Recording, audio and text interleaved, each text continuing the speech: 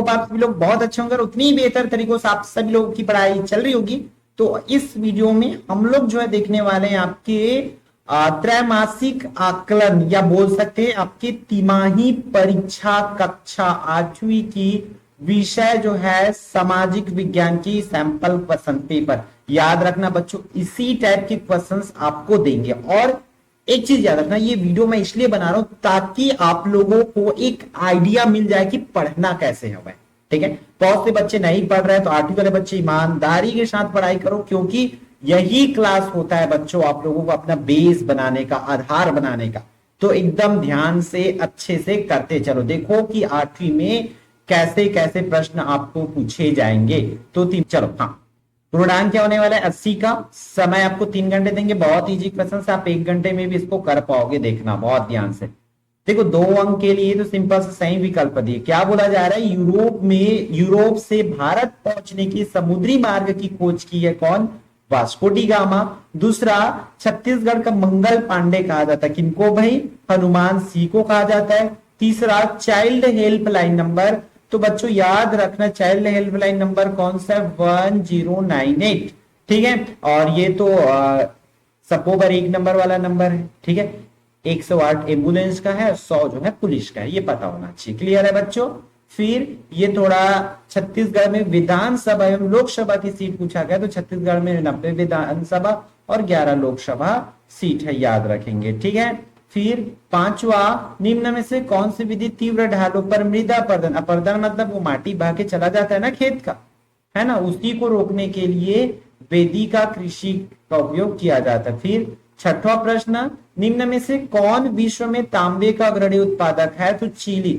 हालांकि चीन की सबसे ज्यादा है, तो चीन का सबसे ज्यादा, लेकिन चीन का इसमें नाम नहीं है, तो दूसरे नंबर पर कौन सा हो सकता है, निम्न में से बोला गया था यहाँ पर चिली, जिनका 10% जो है योगदान रहता है। ठीक है, फिर आधुनिक काल की कौन कौन सी प्रमुख विशेषताएं, तो अब इसका उत्तर हमें लिखित भी देखना पड़ेगा, जिसके लिए 4 अंक मिलेगा। तो बच्चों एकदम ध्यान से देखना यहाँ पर इसकी आंसर्स को। तो यहां पर आ जाओ, ये याद रखना है आपको, इस तरीके से लिखना है। आधुनिक काल की निम्नलिखित विशेषताएं, पहला विशेषताएं कौन सा है बच्चों, देखना यहाँ पर, इस काल में सामंतवाय का पतन हुआ था। फिर आधुनिक काल में औद्योगिकीकरण, नगरीकरण और बौद्धिकता का विकास हुआ। ठीक है, औद्योगिकीकरण, नगरीकरण का लिख लेना। फिर आधुनिक काल में हिंदी साहित्य में राष्ट्रीयता के बीज जो है अंकुरित होने लग गए। आधुनिक काल में जो छपाई का आविष्कार जो है होने लगे। तो इस तरीके से आपको 3 से 4, एटलीस्ट 4 नंबर वाले तो 4 याद रखेंगे। ठीक है, अगले प्रश्न पर चलते हैं। अगला प्रश्न क्या बोल रहा है, 8वां, उचित संबंध जोड़िए। तो भारत का मैनचेस्टर, वस्त्र उद्योग, जहाज निर्माण, तो इसको करके आप लोग कमेंट करके बताएंगे कि कौन किस में जाएगा। ठीक है, क्योंकि बहुत इजी क्वेश्चन है। प्रश्न क्रमांक 9वां, भारत का संविधान सन 1950 में 26 जनवरी को क्यों लागू किया गया था, क्योंकि 26 जनवरी को क्या मनाया जाता है बच्चों, आप सबको पता है, गणतंत्र दिवस, है ना। तो बच्चों याद रखना है उस दिन ही क्यों लागू किया गया, तो उस दिन को ही क्यों हम 26 जनवरी को गणतंत्र दिवस के रूप में मनाते हैं।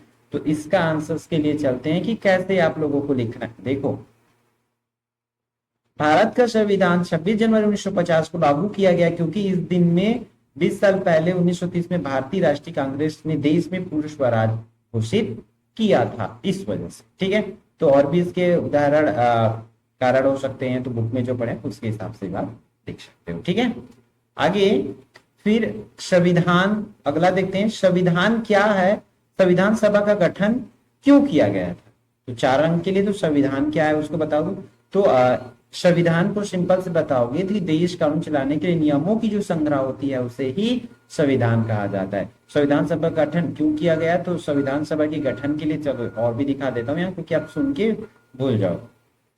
ठीक, देखो संविधान सभा के गठन के लिए क्योंकि भारत को एक ऐसे निकाय की जरूरत थी जो कानून बना सके और लागू कर सके। संविधान सभा में समाज के सभी वर्गों के सदस्य जो है शामिल थे, इस तरीके से आप लोगों को उसमें बताना है। ठीक है, फिर आगे बढ़ते हैं हम लोग। अगला, जल संरक्षण, जल बचाना है, तो जल बचाए के तरीका तो सबको पता है ना, तो वही तरीका जो है अपन मन से भी एक उत्तर जो है लिख सका था। ठीक है,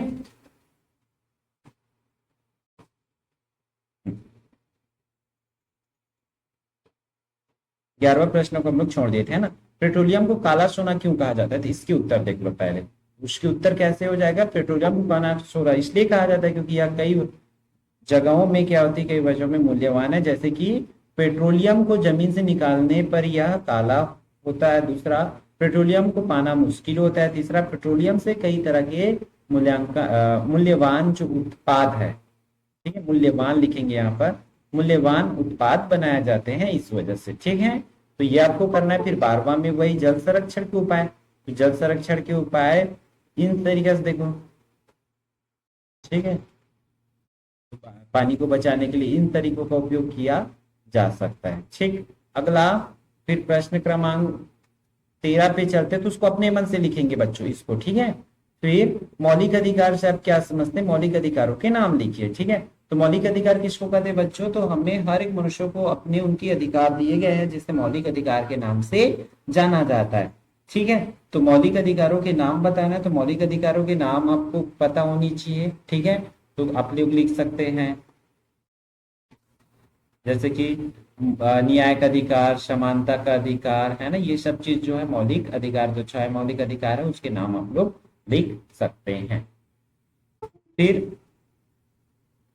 डलहौजी की हड़प नीति पर प्रकाश डालना है। डलहौजी की हड़प नीति के बारे में आप लोगों को लिखना होगा। तो देखो उन्होंने क्या किया था, शासकों की स्वाभाविक उत्तराधिकारी की उपस्थिति में हिंदू भारतीय राज्यों का विनाश किया गया था। इस तरीके से उनके यहाँ पर आंसर, तो और भी आप उसको बढ़ा के लिख सकते हो, ठीक है। इस तरीके से इन प्रश्नों पर भी देखो, जैसे कि और भी प्रश्न है, प्रश्न क्रमांक 15, सन 1857 को विद्रोह क्यों असफल रहा, इसको। फिर हमेशा दहेज प्रथा का विरोध हुआ फिर भी इसका प्रचलन क्यों है।